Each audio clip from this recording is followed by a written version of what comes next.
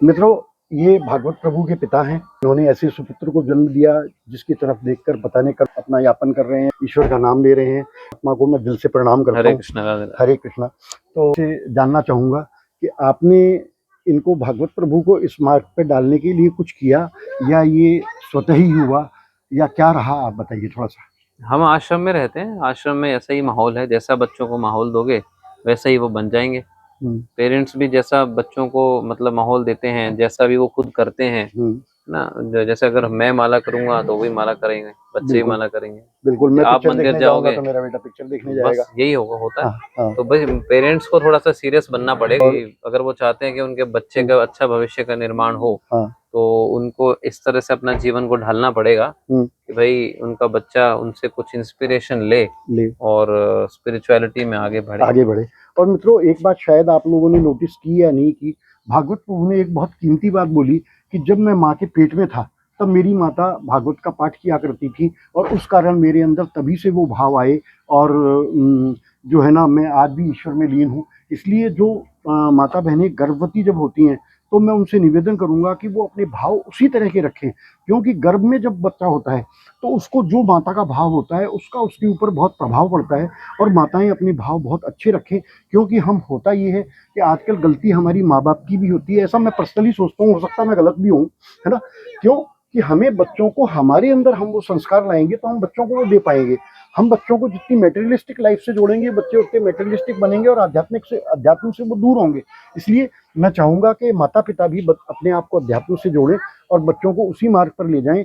और जन्मदिन पर जैसे हम पार्टी वगैरह करते हैं और करते हैं, उसके अलावा उनको उसके साथ मंदिर में भी ले जाएं, गौशाला ले जाएं, उनको कुछ दान धर्म के लिए प्रेरित करें। ये हमारे बच्चे को ऑटोमेटिक उन बिना बोली वाले जो जीव हैं, गाय है, कबूतर है, कोई ऐसी चींटियां हैं या और कोई भी है, उनकी उनको भावनाएं लगती हैं, उनकी उनको दुआएं लगती हैं। तो जन्मदिन पर ऐसी चीजों पर भी कुछ खर्चा अवश्य करें, चाहे वो शादी हो, विवाह हो या किसी भी इस तरह का अवसर हो, उसमें वो इस तरह का खर्चा करें। जैसा अब आप देखिए, हम प्रत्यक्ष प्रमाण देख रहे हैं कि आज पिता के संस्कार और बच्चे को कितना लग रहे हैं कि माँ के पेट से ही वो बच्चा सीख के आ रहा है। और आज दुनियादारी छोड़ के वो एक आश्रम वाली जिंदगी, एक त्यागी जिंदगी, एक तपस्वी वाली जिंदगी या एक पूजा पाठ वाली जिंदगी एक छोटा सा बच्चा जी रहा है और हमसे ज्यादा वो ज्ञान गीता के बारे में और भगवान के बारे में रखता है। ठीक है दोस्तों, नमस्कार। ये मित्रों भागवत प्रभु के दादाजी हैं और मैं इनसे पूछ रहा हूँ। अब आप देखिए कि पारिवारिक संस्कार का कितना बच्चे में असर आता है। अब पिताजी भी इसी मार्ग पर, दादाजी भी इसी मार्ग पर, तो पोता ऑटोमेटिक उसी मार्ग पर, है ना। और इन्होंने सारों ने मेटेरियलिस्टिक दुनिया को छोड़ के ये अपना जीवन जी रहे हैं। और इसी कारण मैं मानता हूँ कि एक इनके पोते में और बेटे में और इसी तरह के गुण आए। और आज वो एक छोटा सा बच्चा, नन्हा सा बच्चा, जिसे हम स्कूल में भेजने के लिए जबरदस्ती करते हैं माँ बाप, बेटा स्कूल तो जा, है ना, और वो रोता रहता है स्कूल नहीं जाता। उस उम्र में वो बच्चा हमें सिखा रहा है कि भगवान का नाम लो, मौत कभी भी आ जाएगी, है ना। मौत तो किसी 20 साल के आदमी की भी आ सकती है, 10 साल के आदमी की भी आ सकती है और 80 साल के की भी नहीं आ सकती। इसलिए भागवत प्रभु का कहना सही है कि हमारी मौत कभी भी आ सकती है। इसलिए हमें ये नहीं सोचना चाहिए कि हम बड़े होकर ईश्वर का नाम लेंगे, क्योंकि बड़ी उम्र में हम ईश्वर का नाम लेंगे तो शायद हम राम बोलेंगे तो क्या पता स्पष्ट राम भी नहीं बोल पाए, है ना, और हमारे मुंह से लाम या कुछ और निकले, है ना। मरा मरा बोल के तो राम राम निकल जाता है और उसका पर्पस सॉल्व हो जाता है। सिर्फ एक ही बार का माँ खराब होता है, फिर राम राम बन जाता है वो, है ना। लेकिन बाकी चीजों से ऐसा नहीं हो सकता। हम लाम बोल के राम का उपयोग शायद नहीं उठा सकते, मन में भाव रख सकते हैं, लेकिन राम निकलेगा ही नहीं, क्या पता बड़ी उम्र में हमारे मुंह से। अब देखिए, आप उनके दादाजी से मिलिए। आप साहब ये बताएंगे कि आपने भागवत प्रभु को इस मार्ग पर डालने के लिए कुछ किया या सिर्फ परिवार में उसने जो देखा भागवत प्रभु ने वो उनको ऐसा मिला? दरअसल क्या है जी, हम जो है शुरू से भगवान राधा गोविंद देव जी की और सीताराम लक्ष्मण भक्त हनुमान जी की भक्ति में थे। और ऐसे मैं बैंक से रिटायर्ड हूँ, 10 वर्ष हो गए मुझे बैंक से रिटायर हुए। और मैं बैंक में था तब भी मैं जो महामंत्र का जप किया करता था। हरे कृष्ण कृष्ण कृष्ण हरे हरे, हरे राम राम राम हरे हरे। और मैंने शुरू से मेरे बच्चों को ऐसी तामील दी कि जिससे वो भक्ति मार्ग में चल सकें। और हमारे घर में लहसुन प्याज, चाय कॉफ़ी, मसूर की दाल, अंडा मांस और किसी तरह कोई नशा ये हमने कभी यूज नहीं किया। तो उसी राह पे बच्चे चले। मेरा बेटा एमटेक है और मेरी बहू बीटेक है। और उनके क्या है कि शुरू से ही वो जो है उन्होंने अपना एजुकेशन कंप्लीट करने के बाद हमारा आश्रम है गोरांग इंस्टीट्यूट फॉर वैदिक एजुकेशन, गिव नाम की संस्था है।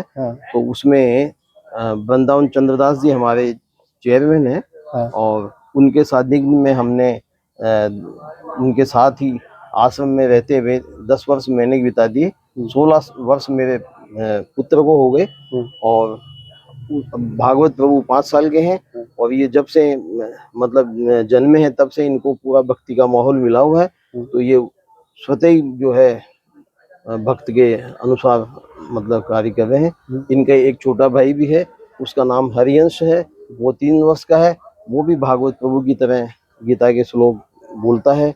और सारा जो है वही 4:30 बजे उठना, मंगला आरती आना और चांटिंग करना, पूरे दिन जो है अपनी कृष्ण भावनामृत भावित दिनचर्या जी रहा है।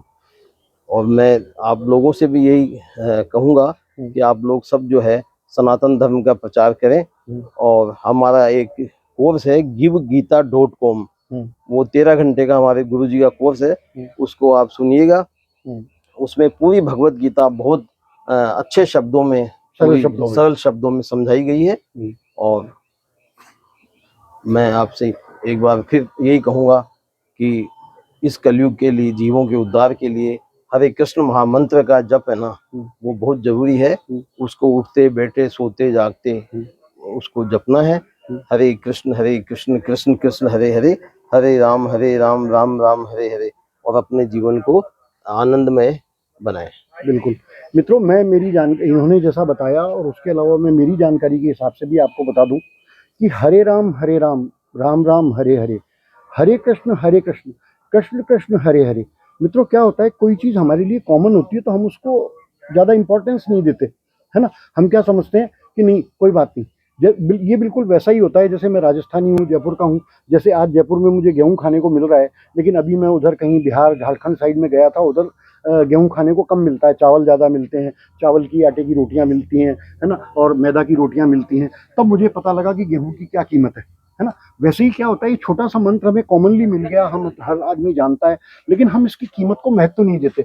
ये छोटा सा मंत्र हरे राम वाला जो अभी बोला गया, ये बहुत कीमती और बहुत पावरफुल मंत्र है। मैं आप सब लोगों से निवेदन करूंगा कि इस मंत्र की कम से कम 1 माला नित्य करें।